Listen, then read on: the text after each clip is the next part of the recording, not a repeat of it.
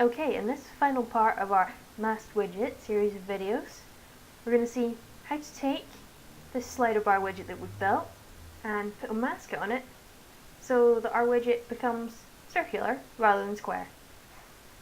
So the component we're going to use for this is the retainer box.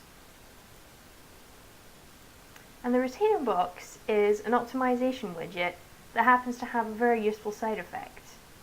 How the retainer box works is that rather than rendering your widget directly onto screen, it renders it first to a render target off screen, then places the rendered widget onto the screen. This can be used to reduce the number of draw calls required, as it doesn't need to render every frame. The render target can just be updated as often as you ask it to.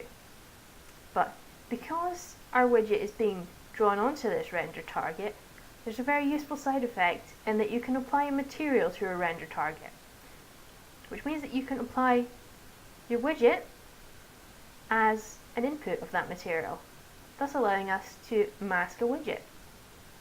So, a bit complicated, but I'll run through the setup for this. So, you can see now that I've wrapped our slider in a retainer box, we have the retainer box parameters over here. Now, up here in render rules, you've got the rendering efficiency variables that I mentioned earlier, but these aren't the ones we're particularly bothered with at this stage.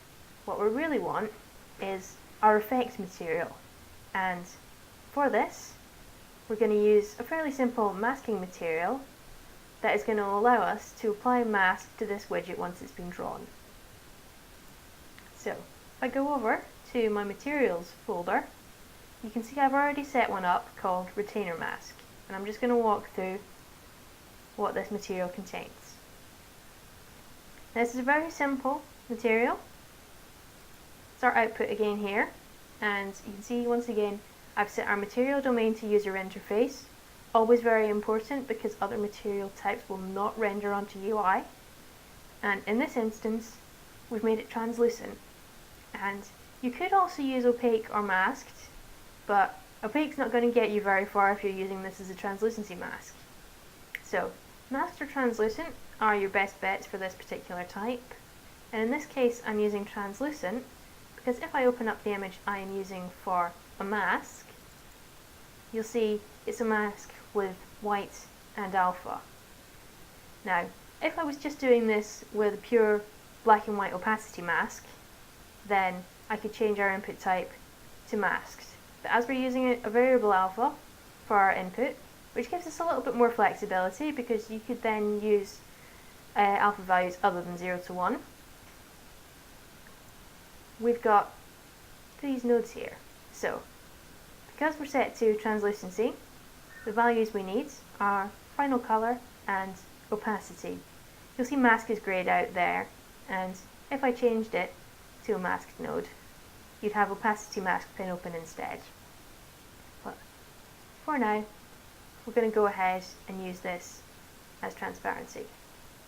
So, you have two named texture 2D parameters here. This one is the image we're going to be using for our mask. So, we'll open this up again. This is our source texture, imported as we've done in previous videos. Nice and simple, just a white circle on transparency. This is our render target.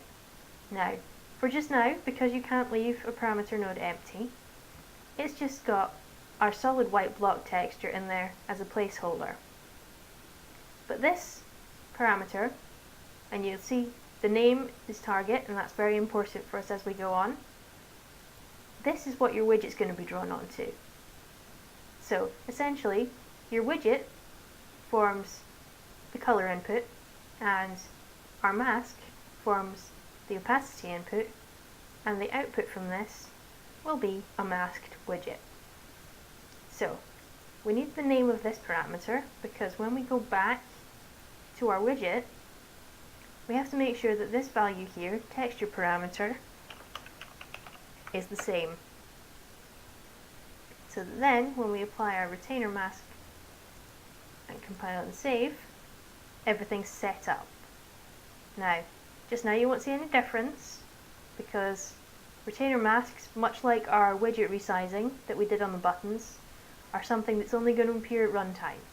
So, we need to go back to our test widget and play. And there you have a masked widget with an animated fill and a custom material. Now, one limitation I should mention of using masks in this way, in fact let's make it narrower and clip that on down to its boundaries. Masks stretch, and there's no way around that. Your mask will always fill the entirety of the widget regardless of what aspect ratio it thinks it should be in.